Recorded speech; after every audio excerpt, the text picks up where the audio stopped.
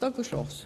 On every front, the SNP is engulfed in scandal, secrecy and a shameful waste of money. They are groaning about a waste of money when the First Minister has just accepted how much this is going to cost taxpayers. This week, the SNP's ex-treasurer, Colin Beattie, said it wasn't me, Gov, when he was asked about the notorious camper van before abruptly changing his mind. And Humza Yousaf has said he isn't sure if Scottish Government ministers are using burner phones. That's what the First Minister said. This is all starting to look like an episode of Line of Duty, but it's also a massive distraction preventing the SNP from getting on and delivering these vital services to island communities.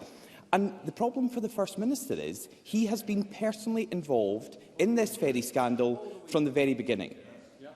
He was there at the SNP conference in 2015, beaming beside the disgraced Derek Mackay when the contract was announced. In 2016, he was behind Nicola Sturgeon, hoping one day he would be the First Minister to launch a ship with painted-on windows. And he was the Transport Minister inspecting the yards for years. Presiding Officer, we found a picture of the First Minister when he was Transport Minister visiting one of the yards. He was there that day to mark the halfway point in the build of these ferries. The only problem for Humza Yousaf is that picture was taken at the halfway point, according to him, in December 2016, more than 6 years ago. First Minister, that wasn't the halfway point. It wasn't even the start of this sorry saga. So how is the First Minister, who got us into this mess, going to fix it? Before the First Minister responds, I will just remind all members that we do not use props in the chamber. First Minister. Yeah, I mean, it's just a sign of Douglas Ross's real desperation, pathetic schoolboy tactics, inability to raise. Thank you, members.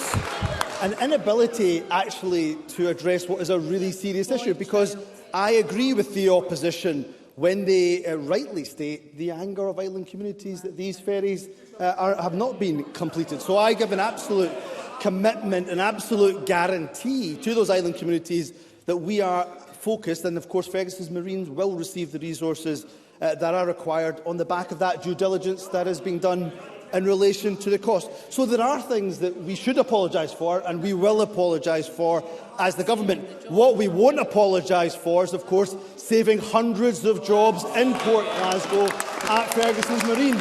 And Douglas Ross is shaking his head. I'm not surprised. He, of course, belongs to a party that is put... First Minister, if you will just give me a moment. People are gathered here to hear questions put to the First Minister, to hear the First Minister respond. Can we please ensure that that is possible? First Minister. And the reason, of course, why Douglas Ross was shaking his head when I was mentioning the fact that we have saved hundreds of jobs at Port Glasgow, at Ferguson Marine, is because he belongs to a party, of course, that decimated communities up and down Scotland and left workers on the scrap heap, Presiding Officer. And he, of course, decided in his question to take a swipe at the SNP. Can I remind him, of course, that this week the SNP did release its membership numbers. I'm pleased that we've seen an increase in our membership numbers over the last few weeks. And the Tories, of course, demanded that we release our membership figures. We've done that. Of course, Douglas Ross does not practice what he preaches. He hasn't released his membership figures. There is a word for people that don't practice what they preach. They're called hypocrites, Presiding Officer.